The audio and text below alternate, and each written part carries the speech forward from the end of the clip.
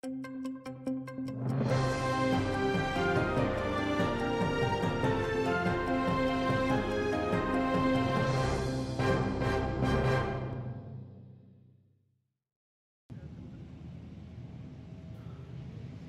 көпірінде Патлав русларына құтыртты. Танатмаздан рашистлер Киев, Житомир, Львив, Полтава, Днепропетровск, Тернополь, Ведегер вилаетлеріні ракеталарнен ұжым етті. Бірқач ракета Украина пайтақтына да ұрды. Ракеталарының бірі Тарас Шевченко адына университет янында патлады. Университетінің корпуслары зарар көрді. 6 машина алевленді. Онлар жейінсан яраланды. Целая круга с нарушником. Ничего страшного. Главное, чтобы у вас все было И на хорошо. кровь. А у меня штаны в крови чист. Не знаю, чи так жалко. Шевченко паркында бала мейданчығы ерінде балабанчықор. Медениет назерлігінде хабар еткенлеріне көре рус жанаварлары филармония Шевченко музейі Ведегер медени объектлерге зарар кетірді. Дабыр ракета Киевтің жамлы пядеже көпірі янында ұрды. Анда тек бір инсан кезеді, о зарар көрмеді. Ичтимаяғларда бұл жамлы көпір Путин құрған Қырым көпірінден да қави олғанны язалары. Только что ударила по мосту. Кличко не попало, там внизу воронка. Вот запчасть от ракеты. Вот там есть повреждения моста, и там большая воронка внизу. Русларынан ракеталары Киевнан 4 районына урды. Илкевеля критик инфраструктураға урмаға тырышқанлар. Нетижеде Алмания елчілігінің виза беру меркезі зарар көрді. Дигер ракета Романия елчілігі янында патлады. Шымділік 8 елек олған аққында хабер бар. Ама оларының сайысы арта біле деп хабер етелер құртарыжылары. Рашисти обстріляли кілька точок. На всіх точках працюють рятувальники і абсолютно усі екстрені служби. На кожній точці у нас кілька швидких допомог. Сказати остаточну кількість загиблих і постраждалих ще зарано. Құртарыжылар тоқтамадан ұжым ақыбетлерінен күреші Львив, Полтава, Сумове, Харьков вилаеті электрикасыз қалды.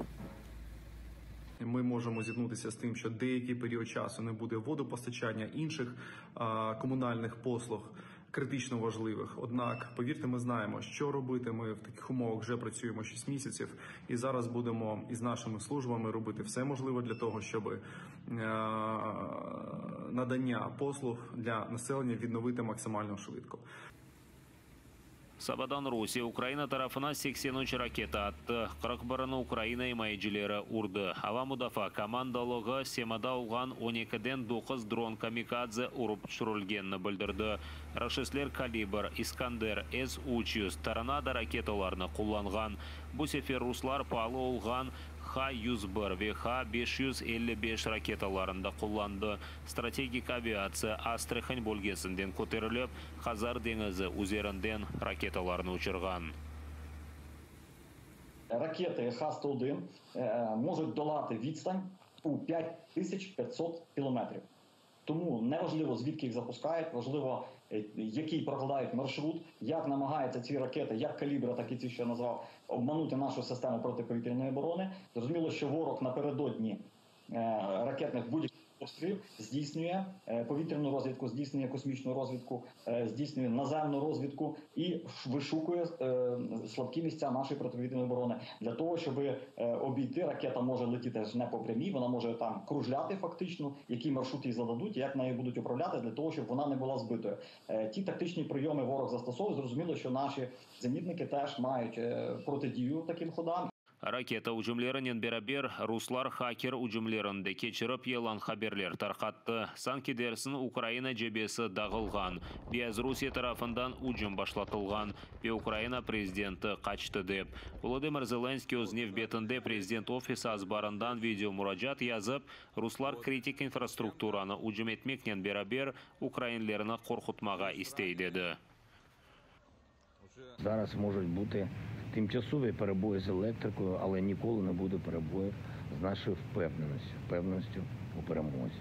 Чому саме такі удари?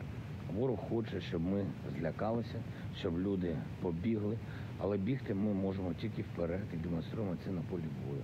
Завжди дотримуйтесь правил безпеки. Завжди пам'ятайте, Україна була до того, як з'явився цей ворог. Україна буде і після нього. 5 saatlıq kutlevi ucum devamında Ukraynalılar sığanaqlarda bulundu. Özlerini ruhlandırmak için yırlarda icra ettiler.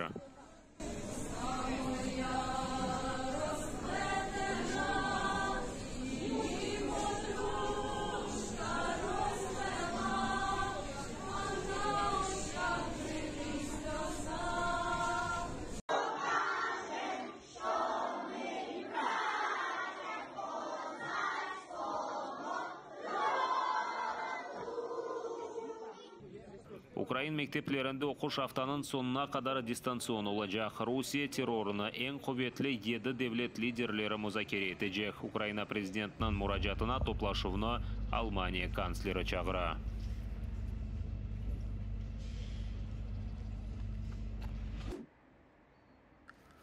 Saat 17'den 22'ye kadar elektrikаны azca kullanmak bo'lajak ровнен Ukraynalarga Ukrayna prezident ofisi yol başçısının muavini Kirill Timoshenko müracaat etdi.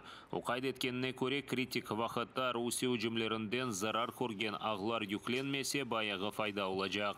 Eng çok elektrikаны boiler, elektrik plitalari, kir mashinalari, konditsioner, savut yuvgan mashinalari kullana.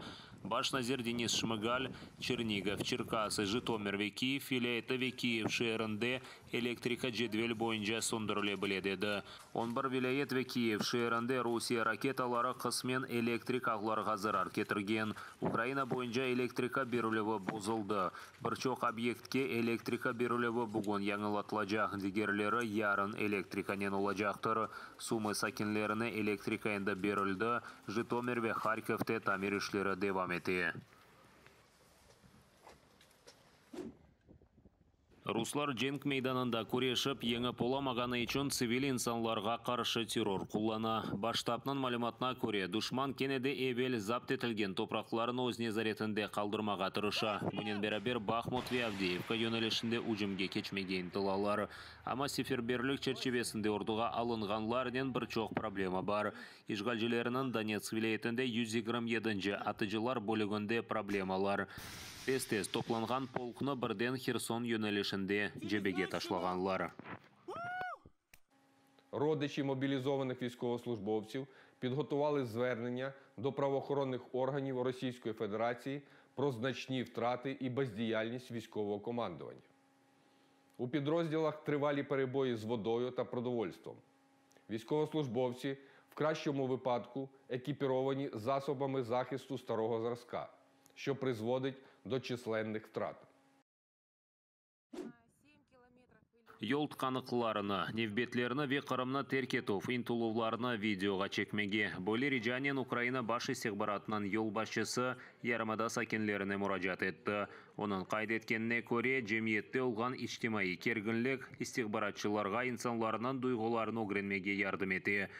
Bunun beraber idare, Rus arbileri, Rus komandalığı yerleşmesi adresleri, arbi texnika hareket etken marşrutlarını haber etmege çağıra. Baş istihbarat idaresi, Yarımada sakinlerine gerekli ve faydalı malumatnen paylaşkanları için minnetdarlık bildirip, keçenleri herkes galibe nasıl yakınlaştırılganını gördü dedi.